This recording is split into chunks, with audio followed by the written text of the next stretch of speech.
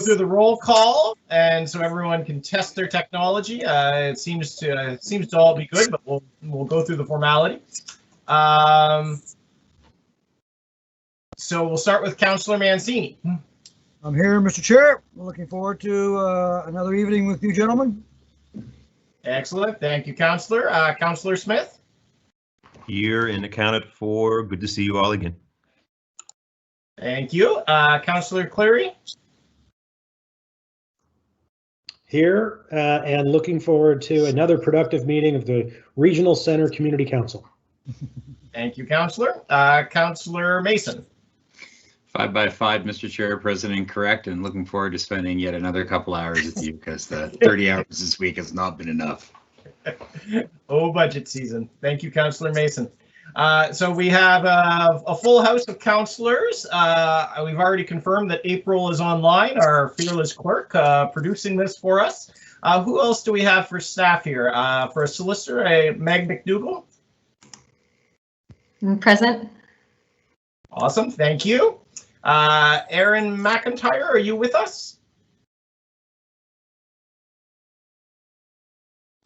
Very slow to unmute, but yes, I am. Hi there. Thank you. Andrew Faulkner? Good evening, councillors. Thank you. Peter Nightingale? Yes, I'm here, Mr. Chair. Thank you. Is there anyone who I haven't called that from staff that's in the meeting? Hearing none, I'll assume we've listed everybody. So moving on, our first order of business is approval of the minutes from January 27th, 2021. Councillor Clear will move. Councillor Mason seconds. Moved in second. All in favor? Aye. Aye. Minutes are approved. So now we'll move to the approval of the order of business. Ms. Clerk, do we have any additions to the agenda?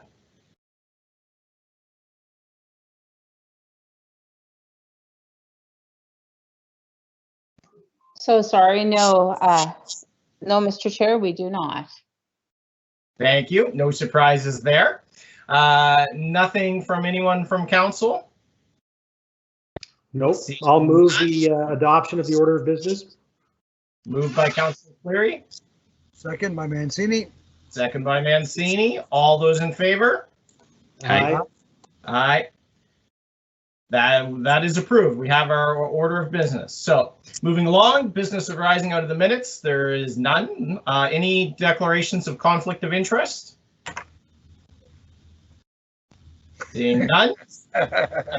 Motions of reconsideration, none. Motions of rescission, none. We have no deferred business. There are no tabled matters. We do not have a public hearing. What we are here tonight for is our variance hearing. So this would be case 23161, appeal of site plan approval 6459 Bayers Road, Halifax. So I'm going to just run through. Our clerk has provided me with a handy script here just to make sure that we have all the formalities down. So I'm going to just run through it. Thank you for joining us today for a virtual appeal of site plan approval hearing. The order of events for this virtual hearing will be the same as a regular site plan approval. We will start with our staff presentation.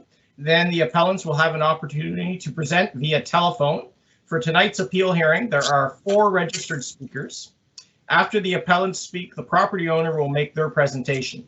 A reminder to all speakers and those watching from home is this is an appeal of a site plan approval. The only parties able to speak are individuals who live within the notification area, who registered an appeal of the development officer's decision, and of course the property owner.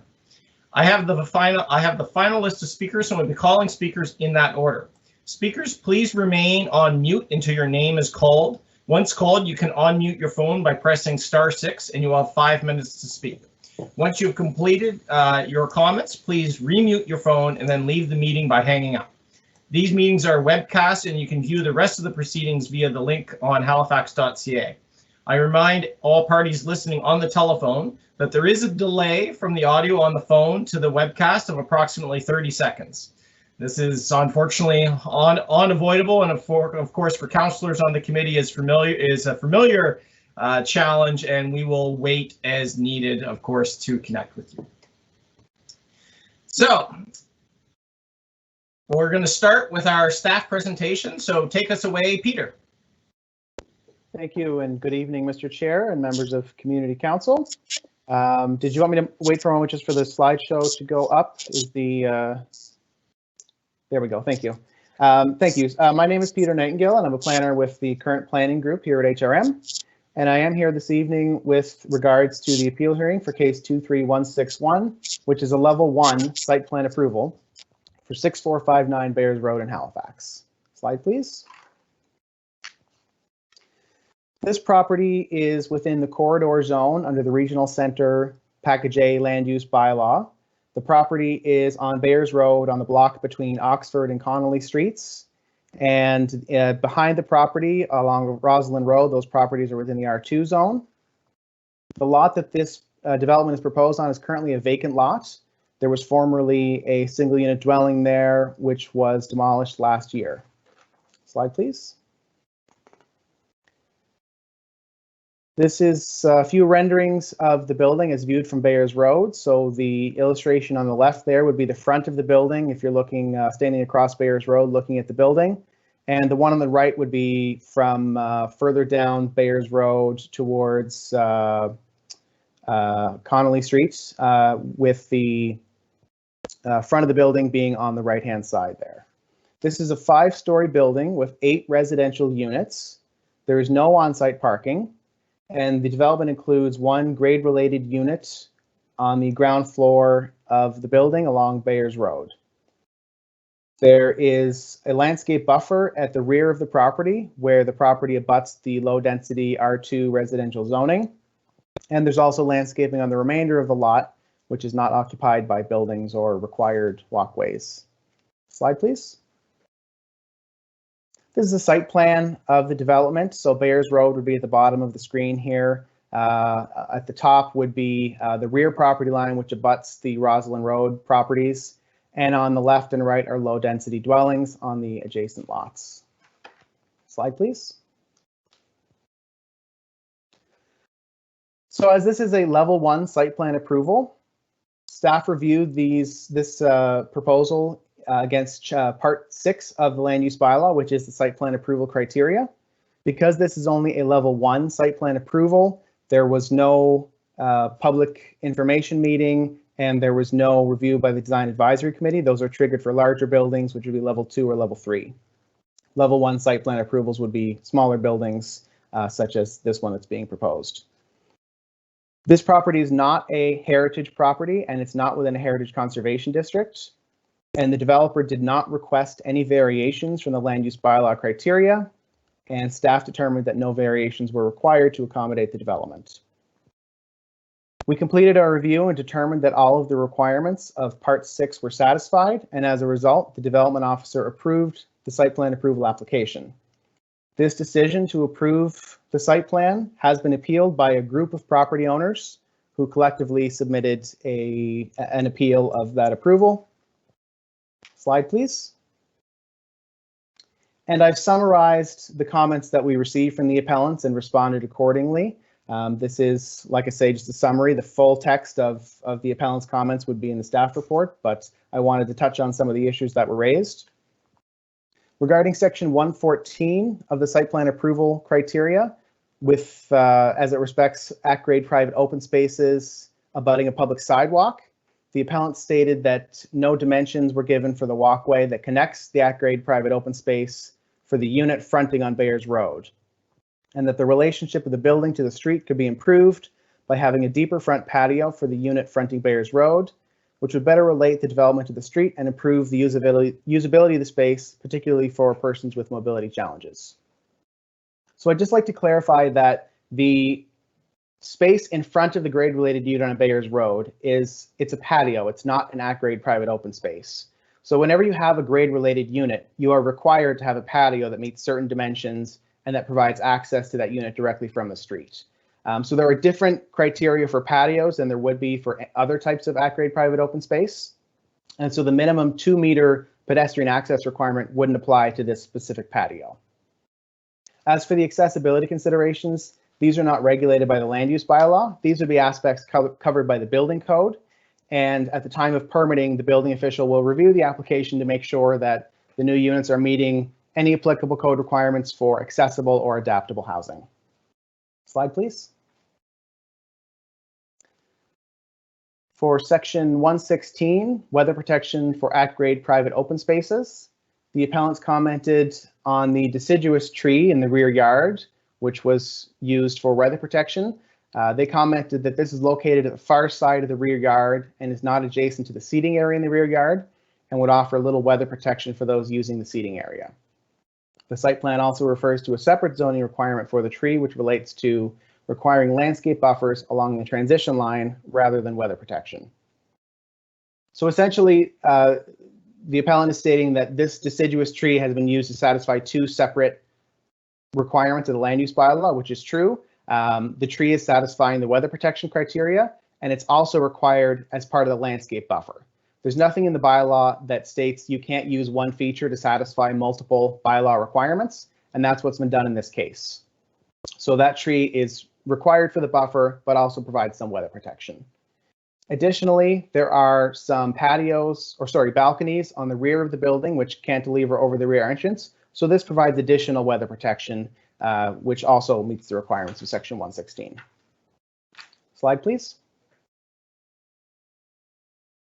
For section 122, articulation of non-street walls fronting an at-grade private open space, the appellant stated that the side exterior walls of the proposed building, which abut neighboring private open spaces on adjacent lots, that those abutting open spaces abut a public right-of-way.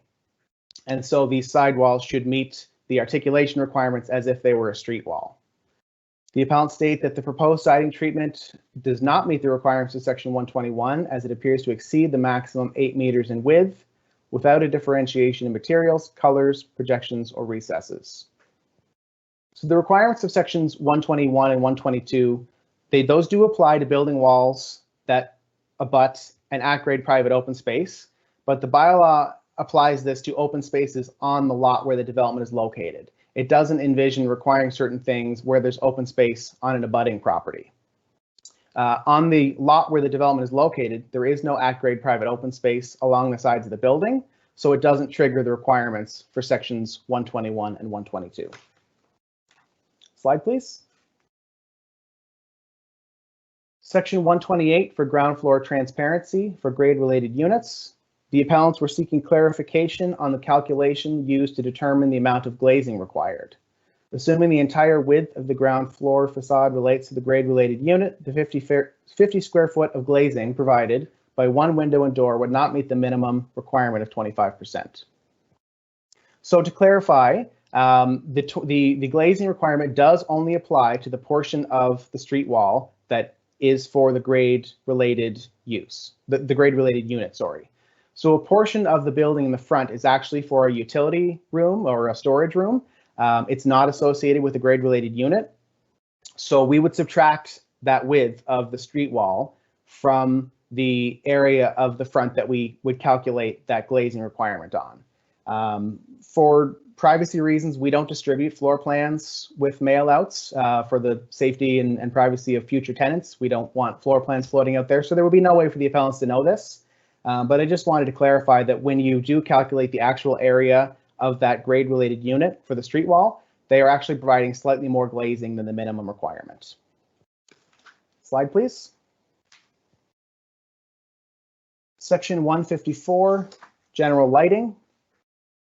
It is unclear if the doorway and stairs shown on the front elevation is a common access or not. We have concerns about the type of lighting being proposed, as this has the potential to directly impact neighboring properties. The main shared entrance is located on the side of the building and immediately adjacent to the existing residence, and lighting for the private open space in the rear yard could impact all abutting properties.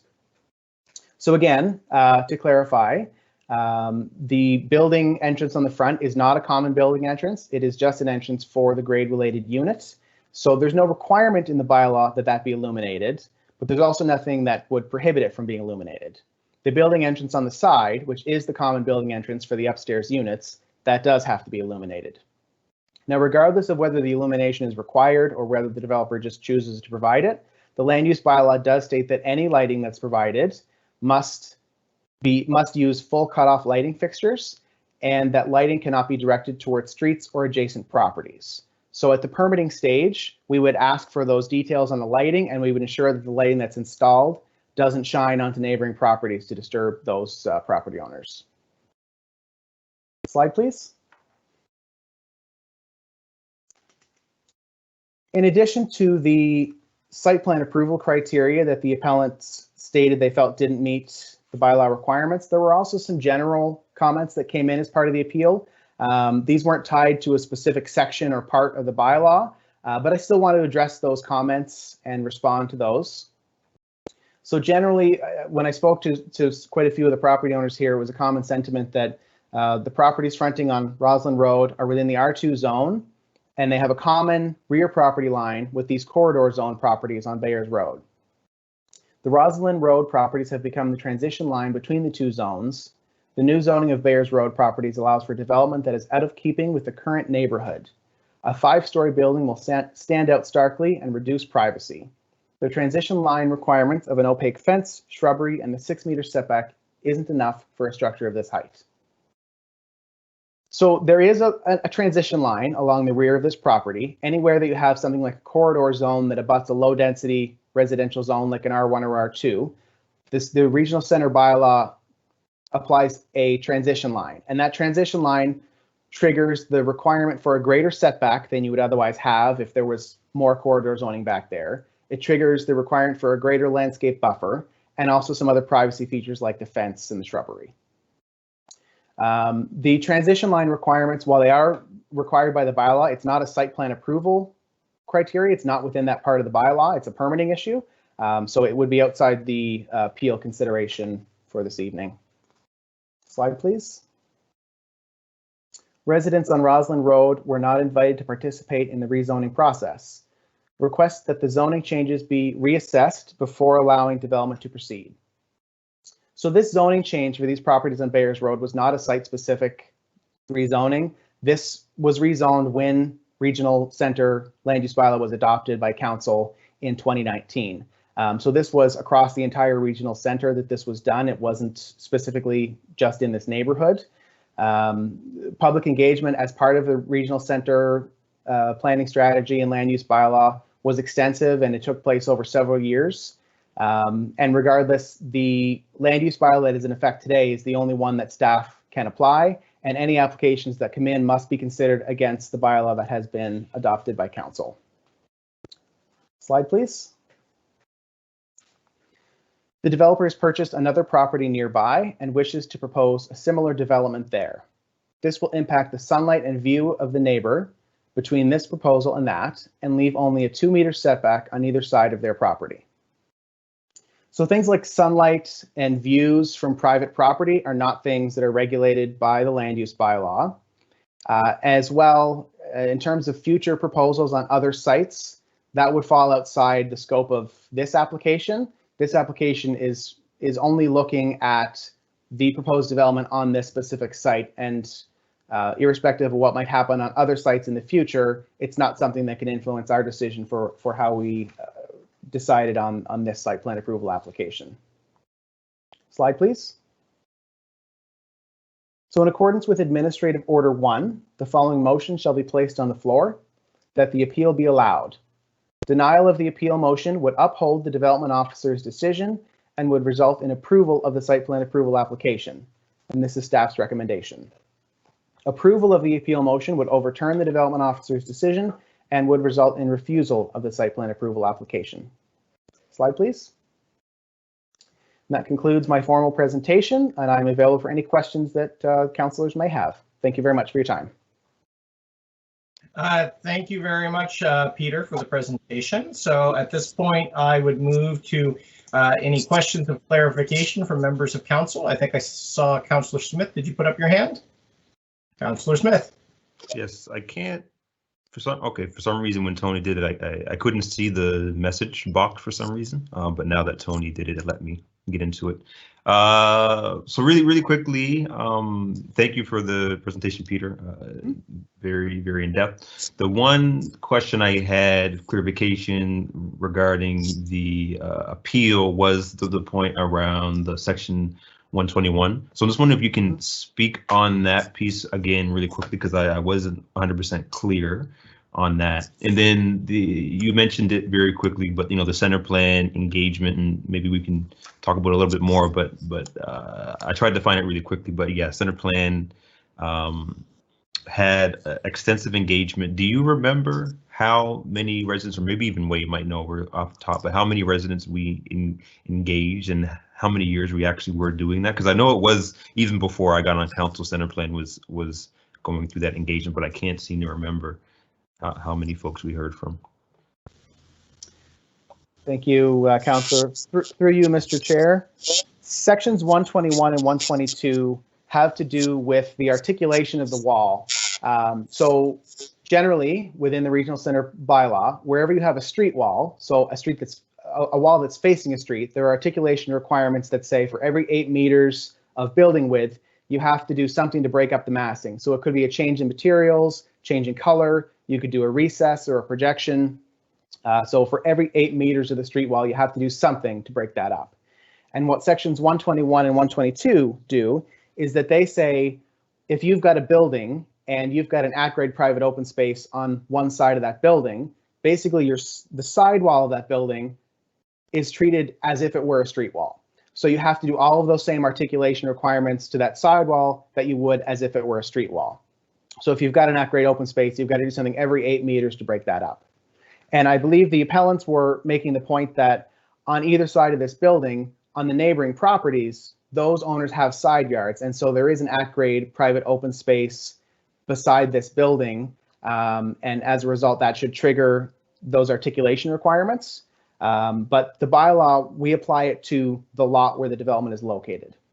So as far as the development that is proposed, there is a narrow side yard on either side of the building. There's walkways and there's a passageway where you can get to the rear yard. But it's not considered an at-grade private open space just because of the size of it. And so we did not apply those articulation requirements to those sidewalls because there was no at-grade private open space on this lot. If that answers that question. Okay, and with regards to the center plan engagement, I don't have those numbers available off the top of my head. I'm not sure if either Mr. Faulkner or Ms. McIntyre might have some more information on that.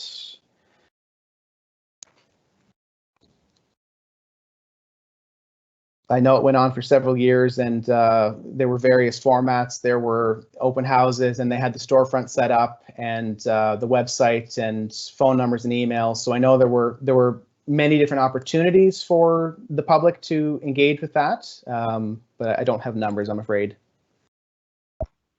Right, really, and it's fine. Maybe I'll find it and speak about it during debate. But I just want, just for clarification, for folks to know that when we did center plan, we did try our best to get out to as many residents across the regional center as possible. So I just wanted to make sure that was clear that this wasn't kind of done in the silo. It was part of the full center plan engagement. So that's it for me. Thank you, Councillor Smith. Councillor Mancini, questions of clarification.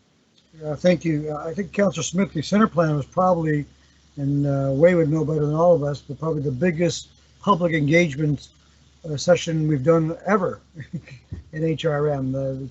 So it gives you a sense of volume. Peter, thanks very much. This is the second time that you've done an appeal, and you always do an outstanding job of explaining it. So well done, man. Thank you. Your responses to those appealing those questions you shared with us. Did they get those appealing? Did they get those answers prior to tonight, or is this the first time they're seeing those answers? Through you, Mr. Chair, the staff report would have gone up on the website. I believe it was earlier this week, and I believe I don't have the notification letter in front of me at the moment, so I'm kind of going off memory here a little bit. But I believe the notification letter does state that the agenda does go up on the website. I could be wrong, but I'm fairly certain that that's in there. So they would have had the opportunity, if they went on the website and downloaded the agenda package, to view those responses. Okay. And about process, so obviously we deny the appeal, it's upheld, and they move forward. If we approve the appeal, it's refused. So what does that actually mean? Does that mean the owner of the property has to go back to scratch? What does that actually mean? In this case, we're talking about appeal of the land use bylaw. Thank you. Through you, Mr. Chair. If council were to grant the appeal, that would result in refusal of the site plan approval application. And without an approved site plan, the property owner cannot proceed to permit application. So what that would mean would be they would have to go back and redesign their proposal to better meet the site plan approval criteria. So if council essentially were to refuse the site plan approval application tonight, council would state specifically the sections of the land use bylaw that council doesn't feel is satisfied, so that the developer knows which sections they're not meeting and can go and address those and make a new application. They're not starting from scratch again, they're just making the adjustments based on what we would identify. Correct. Yeah, okay. And that's good. Thank you very much, Peter. Mr. Chair, thank you. Thank you, Councillor Mancini. So seeing no further questions of clarification, we'll open the appeal of the site plan approval at this stage. So I will invite each appellant to address council. You'll have 5 minutes. Question actually for April. Will you be doing the timing, April? Or I should say, Ms. Clerk? Yes, I certainly can do that, and I will let each appellant know when they have about 30 seconds left. Okay, excellent. So you'll have 5 minutes, and it will be timed, and you'll get a kind of a 30-second warning as it nears the end. So we'll go to our list. The first appellant up is Robert Blackburn. So Robert, if you are available online right now, this would be your time. I believe it's *6 to unmute the phone.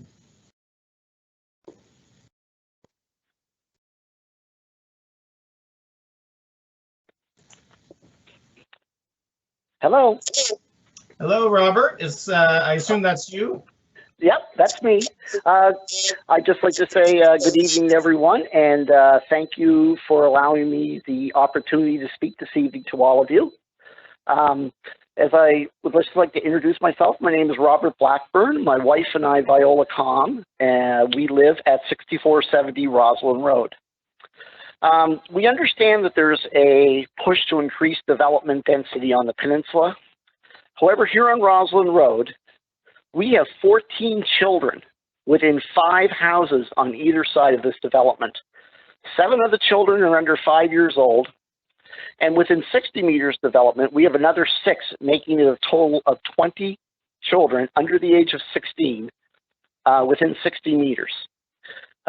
This is a family neighborhood, and all the young families that have moved here over the past 6 years have proven it. I myself purchased my first home on Roslyn Road in May of 1991. My wife and I subsequently sold it, however, in 2008. However, after 5 months, and we looked at like 250 houses, I am not kidding you, we were unable to find a house that fit the feel and what we missed on Roslyn Road. So I actually purchased another house almost directly across the street from where I used to live, which we extensively renovated, and we continue to reside in to this day. All the houses on Roslyn Road here are very family orientated. I've spoken extensively to my neighbors with the small children, and they don't want a transient apartment developers who would be gawking off of large, oversized balconies right at the fence line, you know, looking at them and invading the sanctuary of their privacy. The street's family orientated, and it's not suitable for that kind of transient development lifestyle. We're a family first neighborhood. We are the people that coach the children's sports teams. We're the members of the PTA. We purchased in single family neighborhoods so we could live and raise our families in a single family neighborhood. There was no direct notification of the zoning changes. I myself attended at least 7 public hearings, even going to other jurisdictions to learn what was presented in the center plan. Unfortunately, the plan was presented in such a manner that it was a done deal, and I felt that public concerns were not taken seriously. But like when I showed up at the first one, it was like, this is going to be the way it is, you know, love it or lump it. I spoke to city reps to no avail. And just to let you know, I was a late learner. I went back to university and I graduated in 2005 with a political science degree from Dalhousie. So anything of great interest is city politics to me. I studied extensively, and anything that has to do with the city garners my full attention. So I feel the effect on our street was not considered. I don't understand why the building has to have the balconies that are so huge that infringe over on the privacy. No other apartment buildings on Bears Road has balconies. None of them. My wife and I have worked all our lives to make this house a home. Nobody helped us as we came from very modest means, and to see our privacy room with the balconies and the 24-hour spotlights is very upsetting to both of us, as well as the significant decrease in the value of our homes as a result. The residents of Roslyn Road add value to the city and our neighborhood. Our family neighborhood is why people want to come here to HRM, not to see overbuilt monstrosities with balconies leaning over our fences. The developer doesn't even have the decency to put the entrance for his new development. He owns the property next door to it, but yet he has the entrance facing the private residence that's there. Those people have 3-year-old twin girls. They immigrated from Korea and they're quite happy to be here. My wife and I respectfully ask that you reconsider this development in its present form, as well as undertaking a review of the corridor zone development criteria. I invite you to come see me with social distancing things in place and come and have a little walk around Roslyn Road in the neighborhood. I'd be happy to show it to you. Thank you.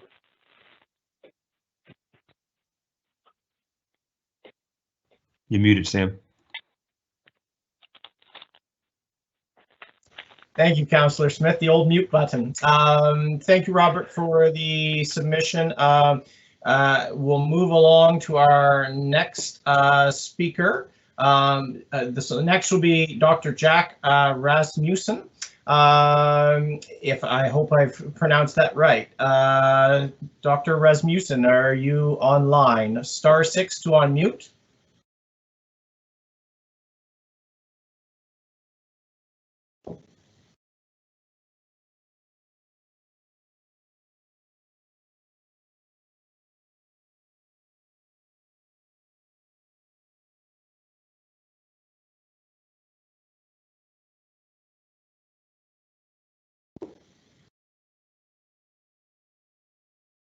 Dr. Rasmussen, if you're online, *6 to unmute your phone. I know we sometimes have the 30-second lag here.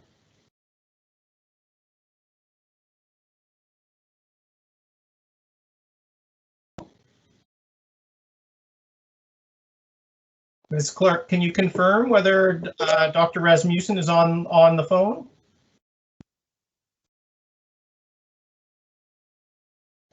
Hello? Oh, I think we have. Is that Dr. Rasmussen?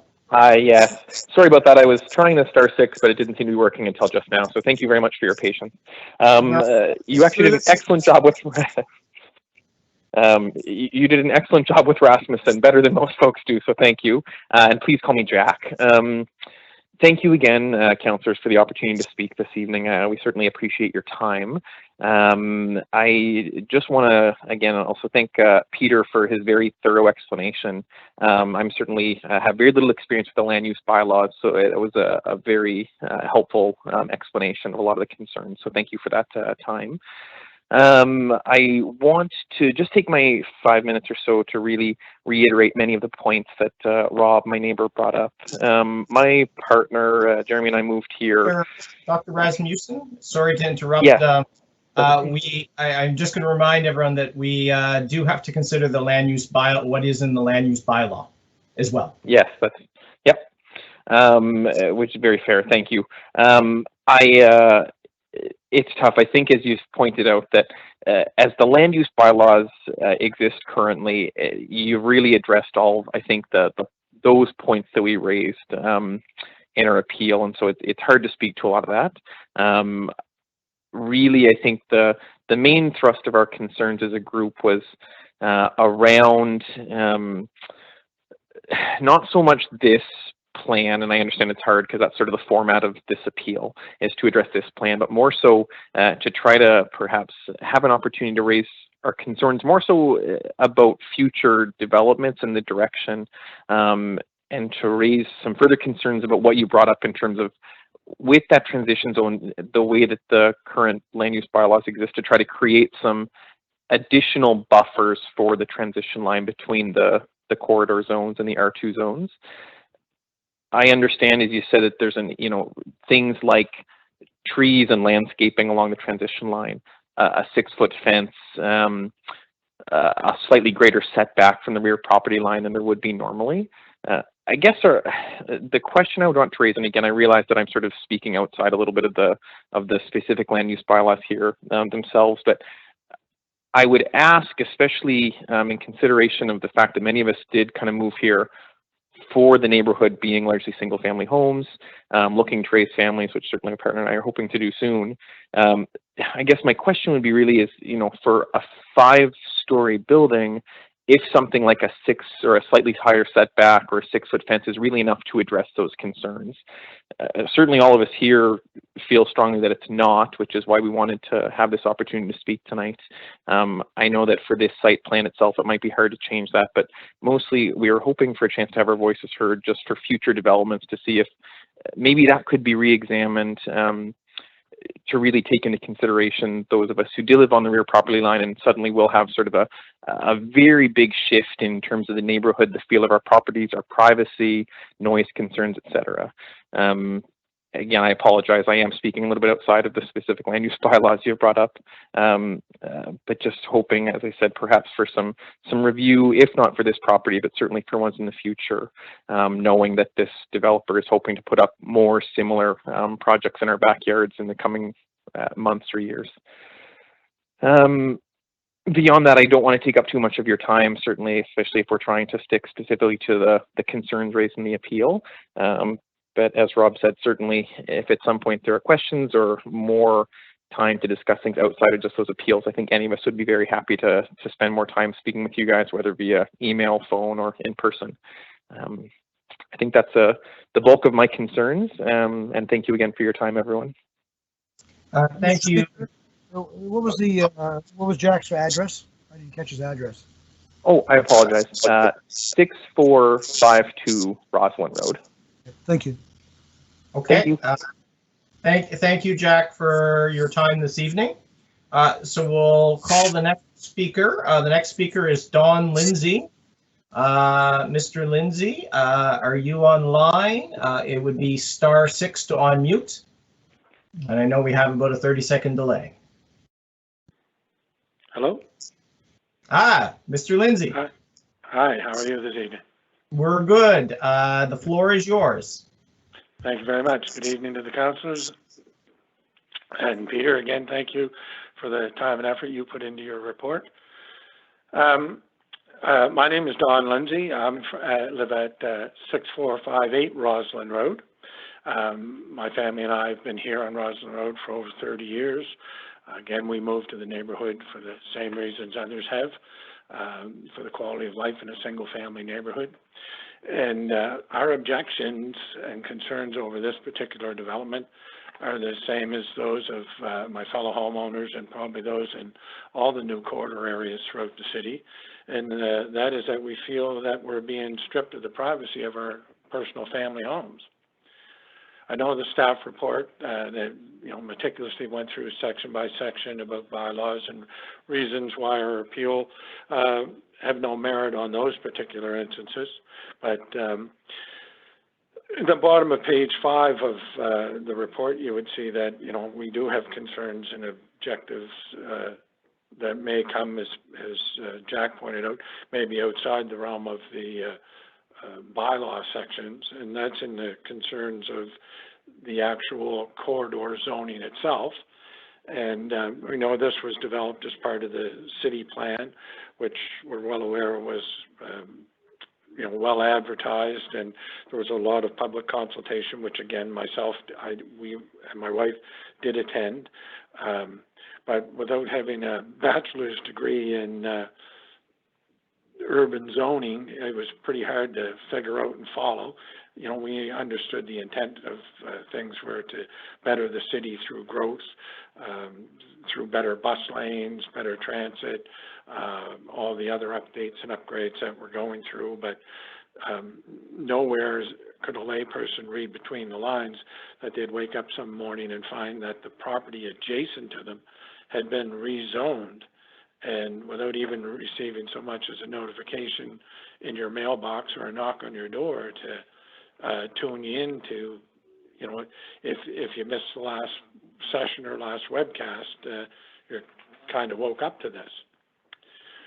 So again, as Jack had said, we were kind of looking to see if we could get directed to some further public engagement somewhere where people, I know they reached out to a lot of people throughout the entire HRM, but a lot of the feedback didn't come from people who were all of a sudden going to have 5-story apartment buildings put in their backyard.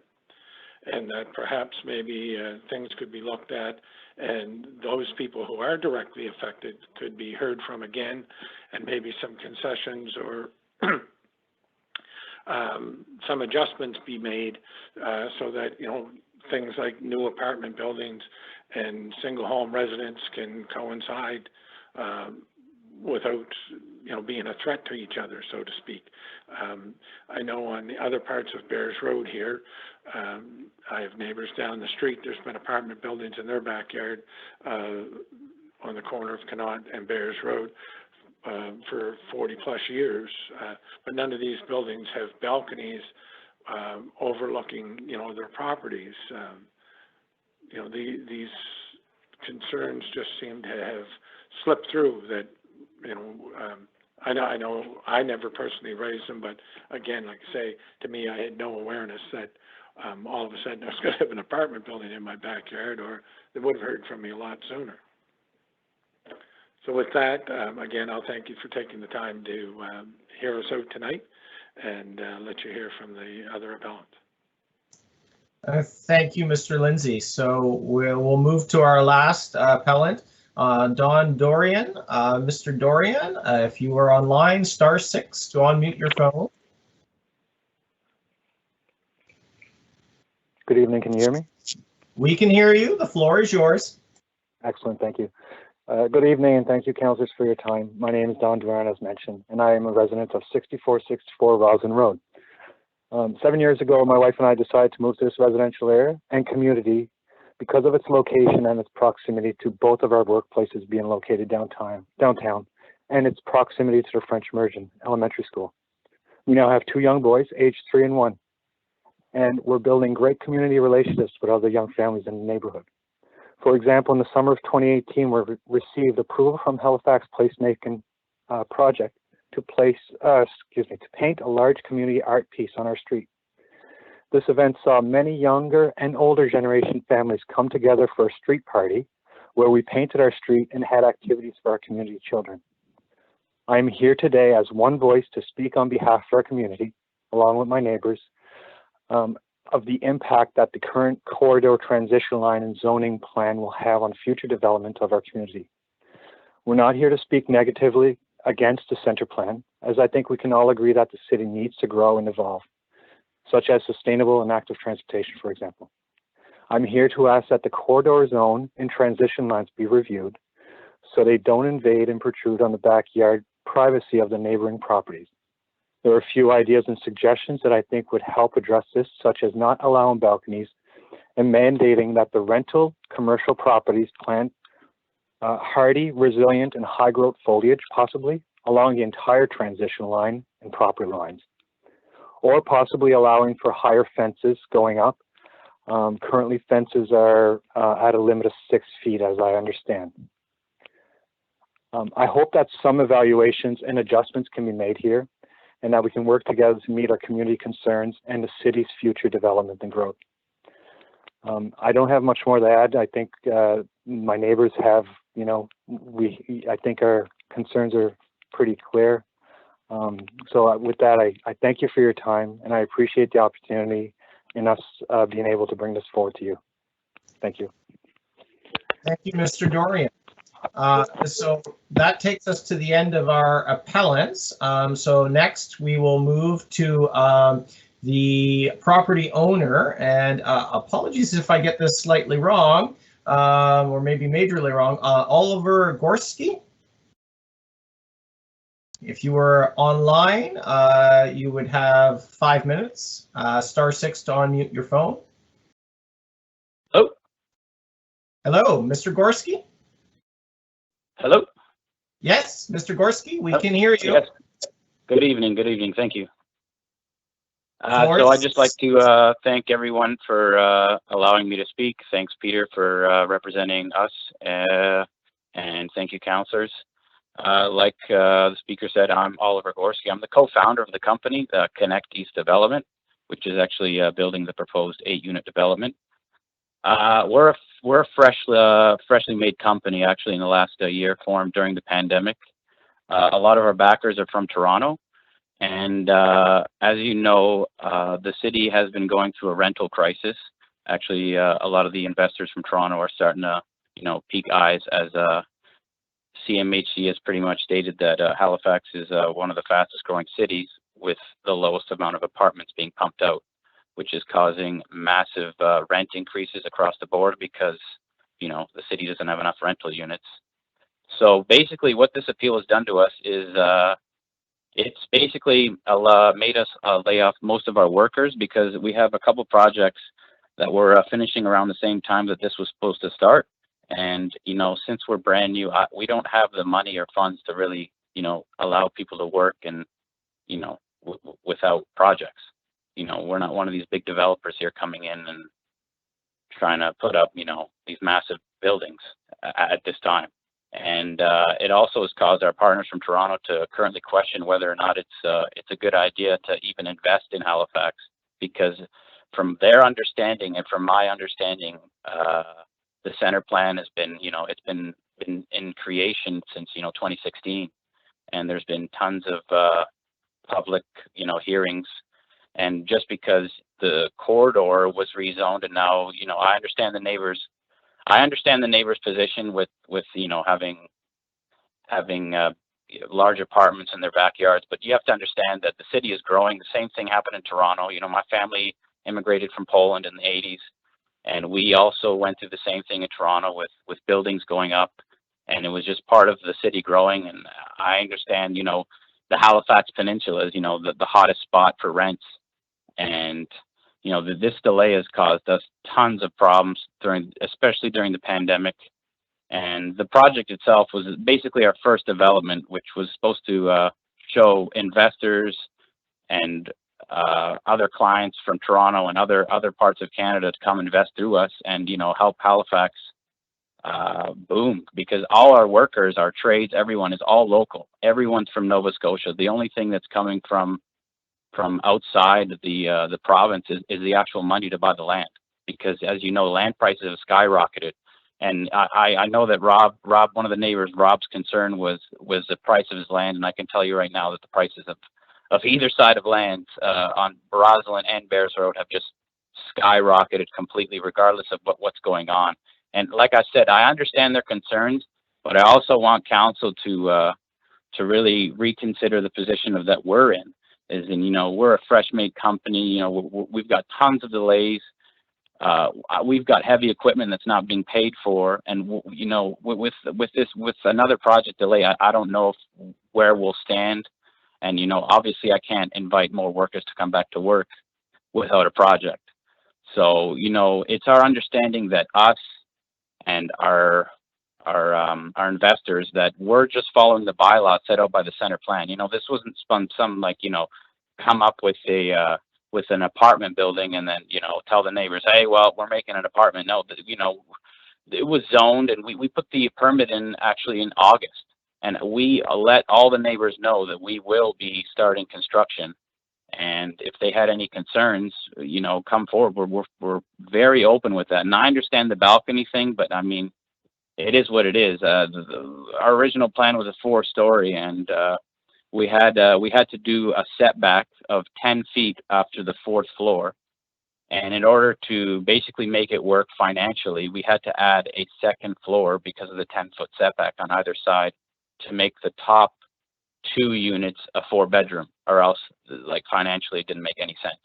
So basically I'm just asking council to, consider our position. I understand the neighbor's position, but our position as a Nova Scotia company during a pandemic, we're just trying to follow the bylaws set out by the center plan. And, this project means quite a bit to us. We've been hammering away at it for quite some time with the architects and all the local engineering trades, EFP Engineering, Sani Engineering. These are all local firms, and we're just hoping to go ahead with construction.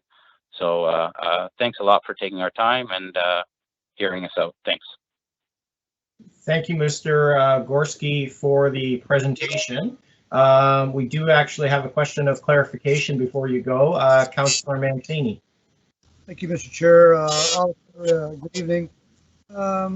So you said a couple times that you understand the neighbor's concern. You alluded to the balcony, and but did you actually speak to the neighbors? Did you actually knock on the doors on Roslyn and actually chat with these neighbors? Thanks, Councillor. No, I did not specifically go to each neighbor, but we did in terms of the balconies, but we did let them know that we are proposing a construction. And, honestly, we didn't think the balconies would be a huge deal. I mean, especially like myself coming from Toronto, it's kind of like a standard that the apartment buildings have balconies. So that's something that definitely that might be on me because I'm not really a local. Well, I've only been here for a couple of years, but I didn't specifically go and tell the neighbors, yes, there's going to be balconies. Well, we just heard tonight, Mr. Chair, the residents on Roslyn concerns about lights and trees and looking for more buffer, and so it'd be interesting, Oliver, if we at least had a conversation with the neighbors, and you may be fully in your right to what you want to do, what you do with your building, by the sounds of it, but I think it'll go a long way to have a conversation with them. Anyhow, that's my 2 cents worth. Thank you, Mr. Chair. Thank you, Councillor Mancini. I think we'll leave that particular thread at that, since it starts to vary off what we're actually here for in terms of the appeal. So no further questions of clarification. Right now, I'd be looking for a motion to close the appeal hearing. Move to close. Councillor Smith. By Councillor Cleary, second. Second, Councillor Cleary. All those in favor? Aye. Aye. So the hearing is closed. No further speakers. It's over to you, Council. What is your wish? I think this is Councillor Cleary. Is this your area? No, it's me. Oh, it's you, Councillor Smith. My apologies. No worries. I'm just trying to get up the motion that the appeal be allowed. Second, Councillor Cleary. Second by Councillor Cleary. So the floor is yours, Councillor Smith. Great, thank you, Chair, and thank you, residents and presenters for speaking tonight. I think it's very important that folks do express their concerns, and I also feel for the developer, being a small scale, there are costs related to delays, so I do sympathize for that as well. So, when we're looking at the case tonight, and, the residents did express that there's more outside the LUB, which I think is legit to express. But tonight we're talking about the LUB, and, from Peter's presentation, or the land use bylaw, sorry. Peter did do a very thorough analysis of what was being brought forward and answered a lot of those questions. And I think when we look at the land use bylaw, that this meets what we've asked for in center plan, and being part of many of those discussions and hearing from residents, and even during the center plan consultations, and even getting to the approval stage, some of the councillors that are here, from what we heard from residents, we made changes because of those things. So I think it's important to understand that we do our best to try to hear, and sometimes we might not get everyone, and I hope that as we go forward and as we understand this process more, because this is obviously with center plan just coming into effect, we're going to see more of these come at different levels. I hope that we can continue to engage in a way that makes people feel welcomed. One of the questions I had, but I found it in the drawing, was how close that this property would be to the properties abutting on Roslyn, and what it looks like. Maybe staff can clarify. It looks like the property line from the applicant tonight, the 6459 Bears Road, 15 meters from the next property line of the house that's on Roslyn. So I just want clarification on that piece. I'll go to staff. Peter?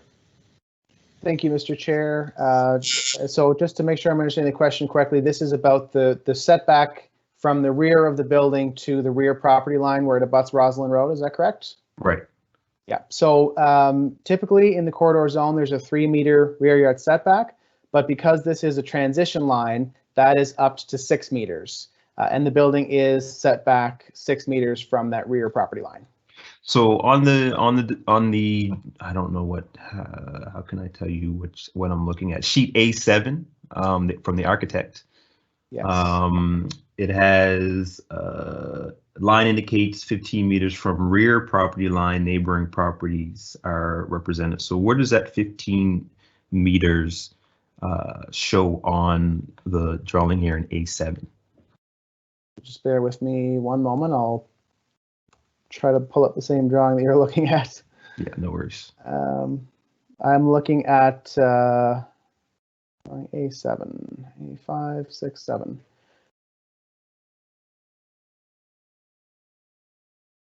Oh, yes, thank you. I can clarify that. So there's a requirement in the land use bylaw that any drawings, elevation drawings or renderings, must include buildings on adjacent properties for up to 15 meters away from the property line. So that line is actually showing 15 meters of the neighbor's property from the rear property line. And that's why it's showing half of that building. That's what they're required to show on their drawings.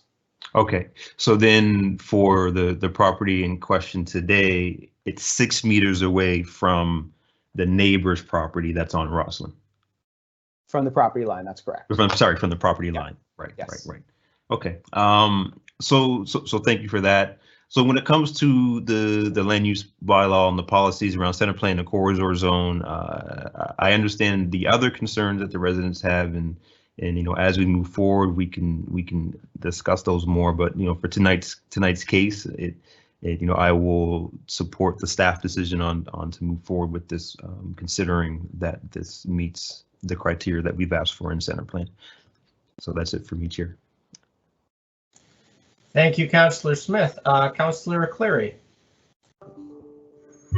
Thank you, Mr. Chair, and thank you to the folks who spoke up at the appeal hearing this evening, and thanks to Mr. Gorski, the building or the landowner who's building the building. We do need new units, and so just to be clear, what we're here about is Part 6 of the LUB that describe the design guidelines, which are appealable. The staff report is incredibly clear that none of the written appellants' concerns are valid in terms of Part 6. What is appealable has all been met by the developer. So there's nothing that is outside or incorrect or breaching the center plan or the regional center land use bylaw. So we to quote or to maybe paraphrase Councillor Mason in other appeal hearings, we don't really have a choice. Like we passed a bylaw that says you can do X, Y, and Z. They've done X, Y, and Z, and they've done it to the T. They've dotted every I, crossed every T, and there's nothing to appeal. And I could go on about, NIMBYism and there's some comments made tonight about this is a family neighborhood and there's dangers from people having balconies. I'm not sure. You'd have to connect the dots for me. I don't see a connection from a house that is a rental or a condominium that are apartments to dangers to children in a neighborhood. That just doesn't make sense to me. Councillor Smith asked about the, and one of the appellants brought it up, the rezoning. So the center plan, if you go to centerplan.ca and you look at the timeline, started back in 2015 when it was started by that council of the day, with technical studies beginning, open house in March 2016. May had all kinds of community workshops and workbooks available, neighborhood workshops that we're having, the Community Design Advisory Committee, the postcard that was sent out, the advertisements, the social media posts. As Councillor Smith talked about, this was the largest engagement process for land use that the city, maybe any city, I don't know, this side of Montreal or Toronto has ever done. And so, you know, the concerns don't address the issues that are appealable. Staff have recommended that the appeal not be allowed because this development meets the requirements. So I can't not go with the staff recommendation. Thank you, Mr. Chair.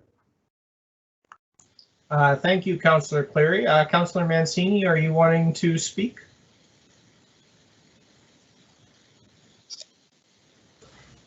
I am.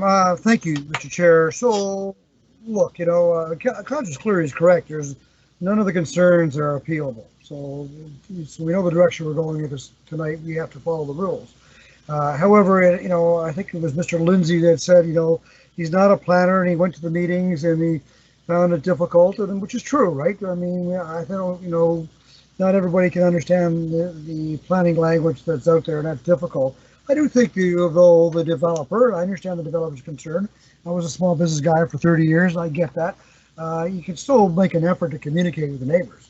I mean, he doesn't have to, but, you know, he could go over and have a chat with them. And, you know, obviously he's not going to change the balcony. That's a major expense to his building, but he could have conversation about buffering and lights, and at least, you know, try to work with the neighbors. That's all that I ask. I mean, our hands are tied in what we can do tonight. It's not appealable. So anyhow, that's just my my request to the developer. I wish him well, and, you know, reach out to the neighbors. Be a good developer in the neighborhood. Thank you. Thank you, Councillor Mancini. Seeing no one else, I will just speak very briefly, just to say that I concur that there aren't grounds from an appeal. The piece about the storage area being out front is something that, oh, Councillor Mason.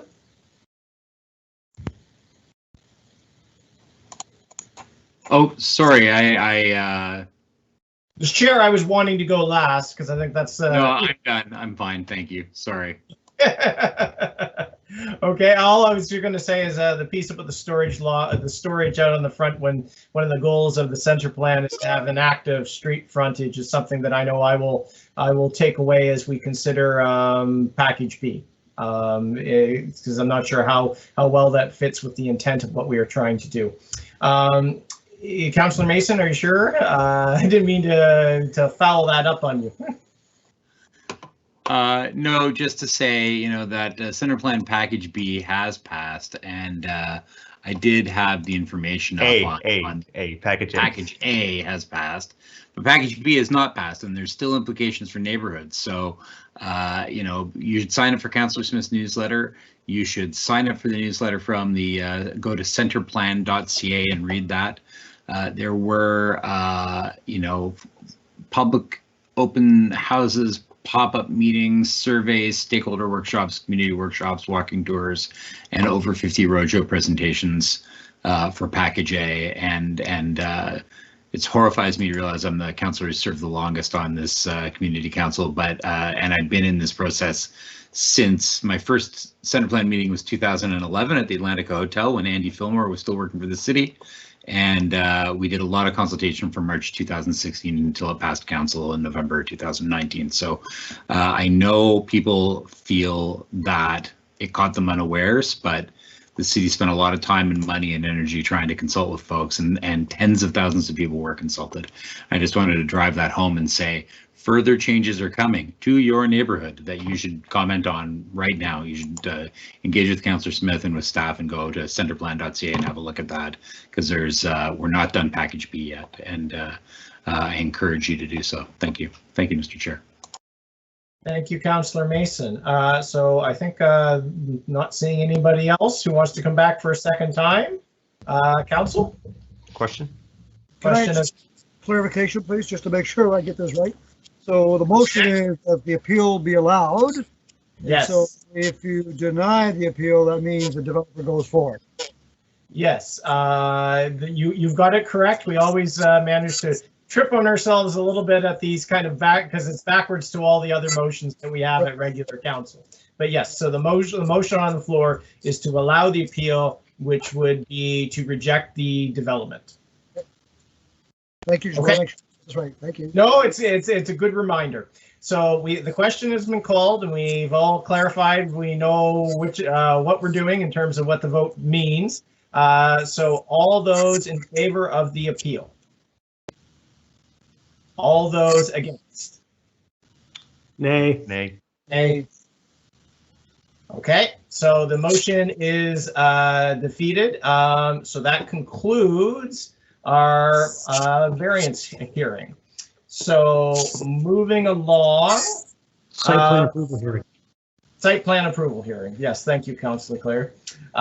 So moving along, correspondence, petitions, delegations. I don't believe we have any, Ms. Clerk, that hasn't already been circulated as it relates to this appeal. There were no additional correspondences received. Thank you. Anybody have any petitions? Lots of head shakes. We have no information items. We have no reports. Nothing from staff. Anything from members of council? I don't think there's anything. We have no motions. So there's no in camera. There's no added items. Anyone have any notices of motion? Nope, none. So the date of our next meeting will be March 24th, if of course required. So at this point, I would take a motion to adjourn. Moved by Councilor Chase. You are adjourned. There's an animal. There's an animal eating Councilor Cleary. Somebody call his order. I think it's a badger. Thank you, everyone. Have a good night. See ya. See you guys.